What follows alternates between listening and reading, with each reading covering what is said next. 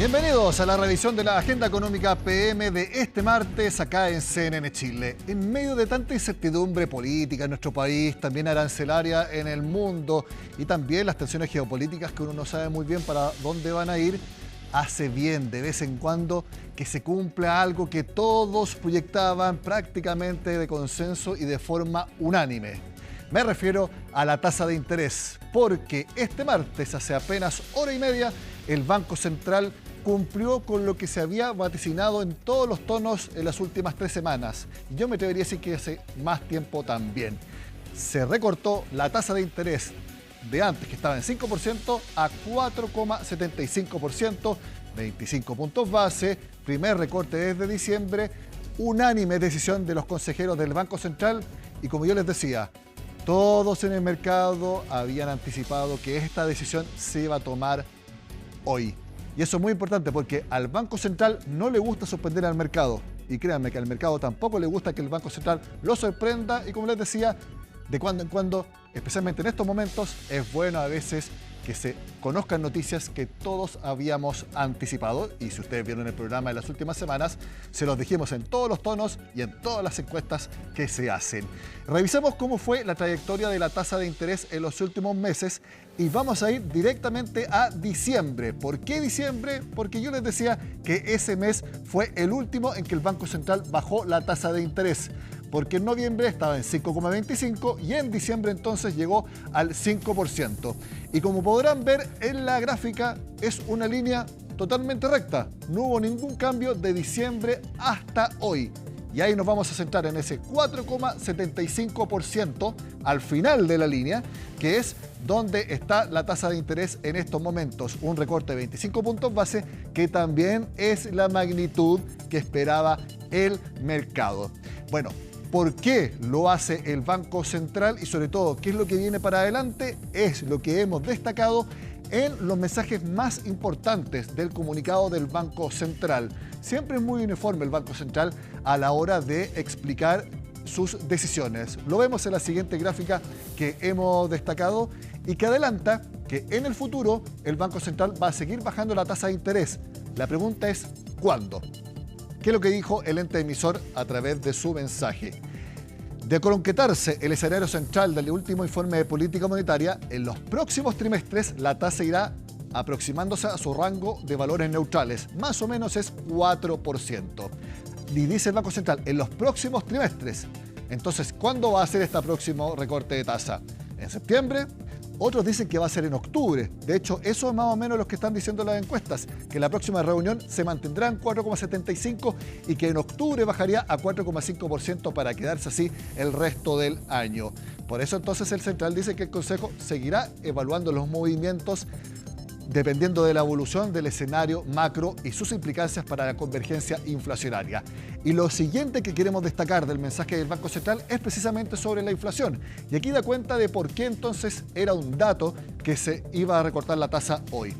En junio, la inflación se ubicó por debajo de lo que se estimó en el último informe del Banco Central. Como se los contamos también, ese mes hubo una caída de 0,4% mensual y la inflación acumulada en los últimos 12 meses también bajó a 4,1%. Y la última parte que les muestro en pantalla es la más importante. Las encuestas de expectativas económicas, eso significa esa triple E, además de la encuesta de operadores financieros, que es ese EOF que vemos en pantalla, ambas encuestas ubican en un horizonte de 2 años plazo que la inflación esté en 3%. Ese es el objetivo concreto del Banco Central. Entonces, si el ente emisor ve que las encuestas del mercado sitúan a la inflación en el mismo objetivo constitucional del Banco Central, eso entonces le da permiso y le da piso, mejor dicho, al Banco Central para bajar la tasa de interés tal como lo hizo hoy. Bueno, una persona que sabe mucho más de esto que yo, porque trabajó mucho tiempo en el Banco Central, es nuestro invitado y le agradezco que se conecta con nosotros por Zoom. Lo vemos en pantalla al economista y socio de Rojas y Asociados, Patricio Rojas, a quien le agradezco que esté en Agenda Económica PM. Patricio, bienvenido al programa. Buenas noches. Hola, buenas noches, Nicolás. ¿Cómo estás? Muy bien.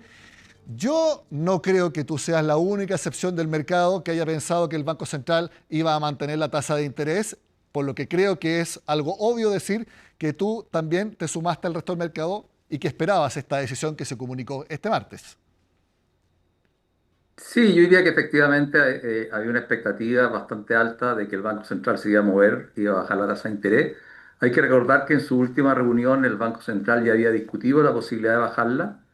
Y durante este mes de julio yo diría de que de alguna manera se han conocido de que los efectos de los aranceles en Estados Unidos se están acotando a un rango que iría entre un 10 y un 20%. El mercado americano ha acomodado bastante bien el alza del 10% que empezó a correr desde el 2 de abril. Y de alguna manera la expectativa que tiene el mercado es que estas aranceles, que eran altísimos en un primer momento, se han ido ajustando y va a quedar en un número que está en torno entre un 15 y un 20% que ha sido acomodado relativamente bien por la economía americana. Eso de alguna manera le sacó presión a la parte internacional y yo diría que el Banco Central de alguna manera ese es un elemento que consideró. Y yo diría de que el Banco Central en este contexto, dado lo que está sucediendo en materia inflacionaria, donde es bastante probable que termine el año mucho más cerca de un número cercano al 3,8% que al 4% o por sobre el 4%, da pie para que el Banco Central haya bajado la tasa en 25 puntos base y da pie para que también la vuelva a bajar probablemente hacia el mes de octubre. Yo diría que septiembre todavía es muy pronto. Yo creo que el Banco Central también tiene que ver qué va a hacer la Reserva Federal esta semana. Es bastante probable que la Reserva Federal va a mantener la tasa en esta semana, pero ya los mercados están anticipando que la Reserva Federal podría bajar 2 veces la tasa. Hay algunos bancos que están pensando en 3 veces todavía en los meses que quedan. Por lo tanto, yo diría de que el movimiento del Banco Central hoy día está completamente alineado con lo que pensaba el mercado, lo estaban modificando, lo estaban moviendo también el tipo de cambio, como se había movido en estos últimos días, que se había depreciado nuestra moneda en un contexto de baja tasa. Por tanto, yo diría que en general esto no es una sorpresa. Ayer el Grupo Política Monetaria también lo había anticipado, que estaba esperando una baja de 25 puntos base, por lo tanto, yo diría de que el mercado era muy difícil encontrar opiniones en que el Banco Central tenía que mantener la tasa todavía en 5%. Sí, en el comunicado del Banco Central explica precisamente cómo los aranceles no han influido tanto en el alza importante de la inflación mundial, ni tampoco internamente. De hecho, destaca que las tasas de corto y largo plazo se han mantenido más o menos estables. El dólar, es decir, el tipo de cambio en nuestro país se ha incluso depreciado y el dólar internacional ha bajado de precio y eso da cuenta entonces de que no hay mucho riesgo, no hay mucha incertidumbre. Entonces, eso muestra entonces que el Banco Central estaba listo esta reunión para tomar la decisión. Pero algo que tú también mencionaste, ya lo había analizado concretamente las últimas dos reuniones. ¿Tú crees que el Banco Central no tomó esta decisión antes porque quería ver qué efectos podían darse con respecto a los aranceles y que efectivamente no se produjo un efecto inflacionario? Yo diría que claramente en las decisiones anteriores la incertidumbre internacional estuvo presente. Hay que recordar que no solamente estuvieron los aranceles, estuvieron también los eventos geopolíticos, la situación que ocurrió fundamentalmente en el bombardeo que hubo en Irán, de alguna manera el recrudecimiento también que hubo entre Ucrania y Rusia, la eventualidad de un posible alza del precio del petróleo sumado a los efectos posibles que podían tener los aranceles, son todos elementos que el Banco Central en la última reunión ha considerado. Durante este mes de julio vimos que todos los efectos geopolíticos de alguna manera fueron cediendo.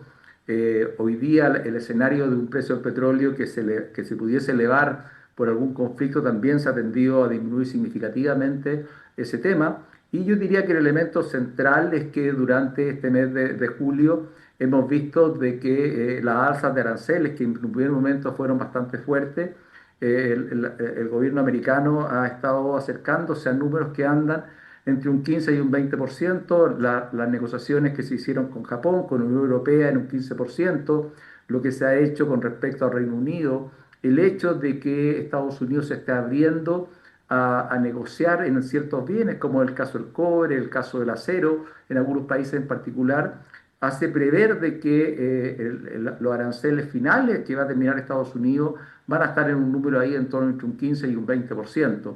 Un número que no es bajo, que claramente no nos gusta a nosotros, la economía americana lo ha acomodado relativamente bien en lo que es materia de actividad y también materia de precio. Por lo tanto, lo que ha sucedido en Estados Unidos no tiende a comprometer a que la Reserva Federal no pueda bajar las tasas durante este año. Y el otro elemento que es crucial es que gran parte de los efectos que uno estaba viendo de los aranceles, que eran los efectos indirectos, lo que podía provocar de una desaceleración en la economía global, eso tampoco se ha observado, ¿ya? Y por lo tanto los efectos indirectos, tanto en el año 25 como en el año 26, que podía ser de una incertidumbre y una desaceleración bastante fuerte, eso se ha moderado y eso le permite al Banco Central moverse con un poquito más de comodidad y eso es lo que hemos visto en el día de hoy. El Banco Central hoy día tienen mucho más argumentos a favor para poder defender una baja tasa que lo que tenía hace un par de meses atrás. Por lo tanto, el movimiento está completamente en línea con lo que esperaba el mercado y, de mi punto de vista, es lo que uno esperaría que debió haber hecho el Banco Central. Y yo esperaría también de que si esto se mantiene como hasta ahora, la posibilidad de que el Banco Central vuelva a bajar la tasa durante el último trimestre del año es bastante alta. Por lo tanto, que el Banco Central termine su tasa de política monetaria en 4,5% a fin de año, yo diría que es el escenario central que está trabajando gran parte de los analistas y de los agentes del sistema y del mercado chileno. Eso también fue lo que se mostró en la última encuesta de operadores financieros, si no me falla la memoria, también en la última encuesta de expectativas económicas. Ante eso, y si se da ese escenario y es lo que espera el mercado, uno puede anticipar entonces que tampoco debiera haber tanta reacción bajista, por ejemplo, en tasas de mercado, como las de consumo y otras que son las que más reaccionan a esta tasa de corto plazo del Banco Central? A ver, yo creo que lo que vamos a ver es un efecto, diríamos, paulatino en las tasas de corto plazo. Las tasas de corto plazo se han movido en el año pasado, sobre todo se movieron muy alineadas con los movimientos de la TPM.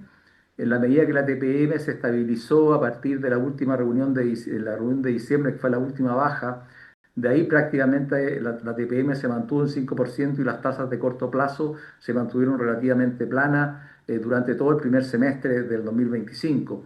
Uno esperaría que, dado de que hubo una baja en el día de hoy y se proyecta que pueda haber otra baja durante el segundo semestre, es bastante probable que las tasas de corto plazo tiendan a bajar. Por lo tanto, yo esperaría que las tasas de los créditos de consumo bajen, digamos. Por supuesto, todavía se mantienen en niveles por debajo del 25%, pero debiesen bajar algo las tasas de consumo, las tasas también de los créditos comerciales también debiesen bajar algo, pero fundamentalmente las tasas cortas, donde no se vislumbra que pueda haber una baja significativa son en las tasas de largo plazo.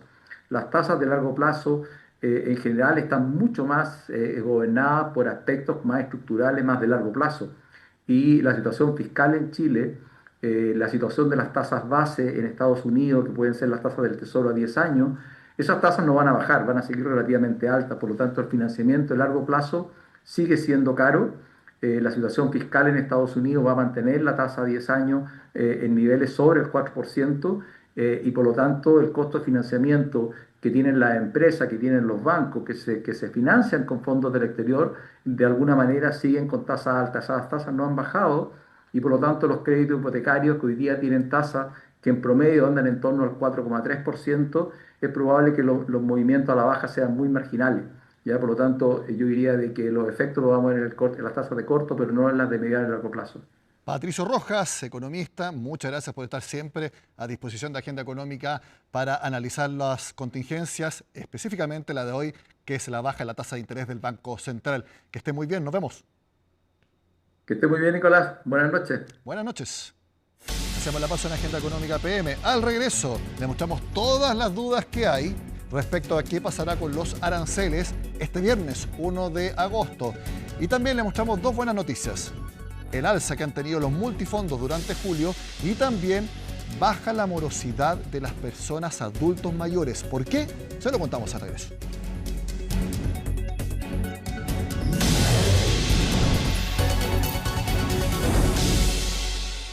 Ustedes tienen que marcar con especial cuidado la agenda económica del viernes. 1 de agosto se conoce el IMASEC de junio, pero lo más importante para la economía mundial, finalmente se publican las tarifas arancelarias que tanto ha anunciado Donald Trump. ¿Qué pasará con Chile? ¿Seguiremos en el 10% que se anticipó? ¿Qué sucederá también con el cobre? ¿Se aplicará finalmente el 50%? La verdad es que hay muchas más dudas y prácticamente ninguna certeza, tal como lo explica Pilar Gutiérrez. Este viernes comenzarían a regir los nuevos aranceles de Estados Unidos para los países del mundo y a productos específicos como el cobre. Fue la fecha límite que puso Donald Trump. Es en este contexto que el gobierno está teniendo la segunda ronda de reuniones con el representante comercial norteamericano. Estamos tratando distintas materias de interés que nos pueden aportar a la resolución de algunos temas, en temas de barreras arancelarias, no arancelarias, temas de comercio digital, de seguridad económica y también otras consideraciones comerciales. El proceso está bajo acuerdo de confidencialidad y no se conocen detalles del avance. Hasta el momento, Chile está sujeto al arancel base de 10% para productos que ingresen a Estados Unidos. El gobierno ha sostenido que de mantenerse, esa sería una tasa relativamente positiva en comparación a otros países. Si todo el mundo sube y nosotros nos quedamos 10% sería positivo, pero creo que lo quizás más importante en este momento es el tema del cobre y la madera, que es que logremos juntar las dos cosas, ¿no? Porque de lo contrario, ¿cierto? Aunque tuviéramos un buen acuerdo en la negociación bilateral, si más de la mitad de nuestras exportaciones van por otro lado y tienen un arancel más alto, por supuesto que no sería muy beneficioso para el país. Y es que hasta el momento el cobre y la madera están exentos de tarifas. Según ha anunciado el mandatario estadounidense, desde el 1 de agosto regiría el arancel de 50% al cobre. Sobre la madera aún no hay definiciones. En otros rubros recalcan que ningún arancel puede ser positivo para Chile. Noruega, nuestro principal competidor, no pertenece a la Unión Europea, por lo tanto hoy día está afecto a un arancel a un 10%. Canadá, que también es un competidor importante, hoy día tiene un arancel de 0%. Por lo tanto, cualquier arancel sobre el 10 sigue siendo algo muy negativo para la industria. Significa una menor rentabilidad y por lo tanto, fondo, una menor desarrollo e inversiones potenciales futuras de nuestro sector silvoagropecuario. En cualquier caso, esto es una mala noticia y que obviamente estamos esperando que se negocie de la mejor manera posible. Si bien Estados Unidos ha alcanzado acuerdos comerciales con algunos países como Japón, Reino Unido y sobre todo la Unión Europea, todavía no hay certeza de lo que puede ocurrir en el caso de Chile. Lo que sí adelantó Donald Trump es un rango estimado. Para el mundo yo diría que estará entre el 15 y el 20%. Pero no se sabe si ese podría ser el arancel definitivo para Chile. Hay que esperar el anuncio de Trump sobre los aranceles a Chile con tranquilidad. No sabemos si es que este porcentaje se mantendrá en el tiempo, ni siquiera sabemos si es que la fecha se puede postergar. La duda reside en si en definitiva se va a mantener la tasa generalizada a un 10% o esa tasa se va a ver incrementada. Si es que Chile no alcanza un acuerdo con Estados Unidos durante estos días, es posible entonces que nuestras exportaciones sigan enfrentando aranceles. Tener mecanismos que puedan contrarrestar los anuncios que el presidente Trump pueda hacer en las próximas semanas. Por el momento, como le digo, atentos, pragmáticos y muy cautelosos con las medidas que vengan por delante. Pensando en las negociaciones, además del Tratado de Libre Comercio, los expertos mencionan que algunos países han alcanzado acuerdos a través de indicaciones específicas. Por ejemplo, para respetar las exportaciones históricas de la Unión Europea a Estados Unidos de acero, aluminio y cobre, lo que podría sentar un precedente para Chile. Le va a aplicar un arancel distinto o cero para los efectos de que la Unión Europea no pierda mercado en esos tres sectores. Eso también podría ser una cosa interesante de explorar, al menos para el cobre chileno, de que Estados Unidos, dentro de las medidas que tome para el cobre, si las llega a tomar, respete lo que son las exportaciones históricas de Chile al mercado de Estados Unidos, con un arancel cero. Mientras que en Chile todavía son muchas las dudas, China y Estados Unidos anunciaron que se extiende la tregua arancelaria de 90 días alcanzada en mayo, sin indicar por cuánto tiempo regirá. Ya llevamos más o menos unos 3 meses hablando de aranceles, porque recuerden que el 1 de abril se comunicó las primeras tarifas y se pensó que iba a haber una catástrofe económica, bursátil, la hubo en un momento. ¿Saben cómo ha sido el rendimiento de Standard & Poor's, que es el principal índice bursátil del mundo? En estos 3 meses ha subido 14%. Realmente ha sido muy difícil de explicar todo lo que ha pasado. Y bueno, ¿por qué les cuento esto? Porque este rendimiento bursátil también se ha visto, por ejemplo, en los multifondos que administran las AFP. De hecho, vamos a ver cómo durante julio prácticamente todos los multifondos han tenido rentabilidades positivas, excepto el fondo E. El fondo A subió 2,58%, me parece que hasta el día 26 de julio. El B 2,03% y luego tenemos rendimientos algo más decrecientes, solamente el E ha bajado. Pero fíjense lo que ha pasado entre enero y julio, en medio de todo esto que hemos conversado. El fondo A renta 7%, el fondo B 6,27%, luego 5,79%, 4,65% y el fondo E 3,46%. En medio de toda la discusión de aranceles, ha sido un muy buen año para los mercados. A veces parece muy contradictorio. Y bueno, lo que no es nada de contradictorio es lo que ha pasado con la morosidad en nuestro país. Según el último informe de Equifax y la Universidad San Sebastián, ha bajado la mora porcentualmente. Y un segmento que generalmente ha subido es el de los adultos mayores. Pero, pues bueno, Elizabeth Acosta nos cuenta cómo la PGU ha sido factor para que las personas mayores bajen las deudas vencidas. La morosidad o deudas vencidas acumulan sobre 9.600 millones de dólares en Chile, dinero que se necesita para construir 4 líneas de metro o 30 hospitales de alta complejidad. Si bien es un monto alto, es 3,5% menos que hace un año, según el último informe de la Universidad San Sebastián con Equifax. La baja se debería al pago de pequeños créditos y a una condición crediticia restrictiva. Sin embargo, cuando uno quiere buscar los motivos por los cuales cae la morosidad, hay dos factores distintos. Por un lado, tenemos el acceso al crédito. Y la verdad es que desde que el Banco Central decidió subir la tasa para poder controlar la inflación y que ha generado un resultado positivo en la caída de la inflación, también eso generó un acceso al crédito más restrictivo. Y sabemos que cuando menos personas acceden al crédito, también cae la morosidad. Los adultos mayores son los que más han mejorado en su morosidad, disminuyendo 2,9%.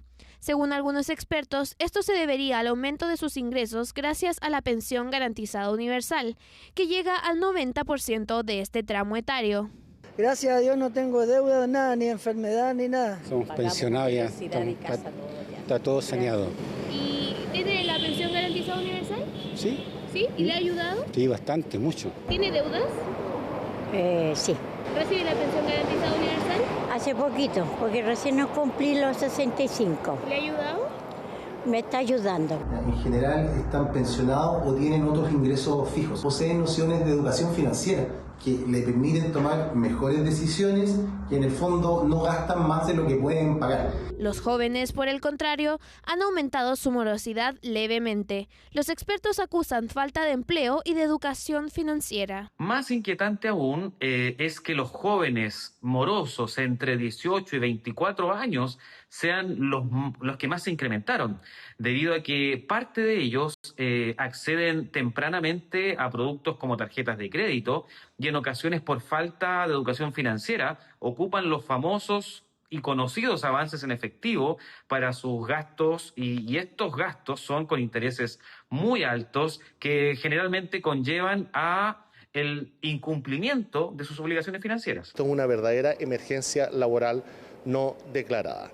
¿Y quiénes son los grupos que se ven más afectados? Fundamentalmente las mujeres y los jóvenes. ¿Por qué? Porque los costos laborales han aumentado en exceso. El aumento del sueldo mínimo en cerca de un 50% en los últimos 3 años, la ley de 40 horas, la ley Carín, ley de delitos económicos, hace que contratar sea muy caro. Y quienes se ven beneficiados con esas leyes son las personas que hoy día ya tienen empleo, pero quienes están fuera del mercado laboral encuentran una barrera infranqueable. ¿Y quiénes son esos grupos?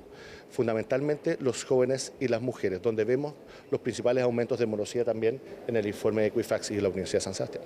La mora promedio a nivel nacional se ubicó en poco más de 2.300.000 pesos y el mayor incremento se dio en el sector socioeconómico E. Allí la clase media debe con retraso lo que equivale a 4,8 veces sus ingresos mensuales. Aquí termina la agenda económica PM. Ya está lista Mónica Rincón para CNN Prime.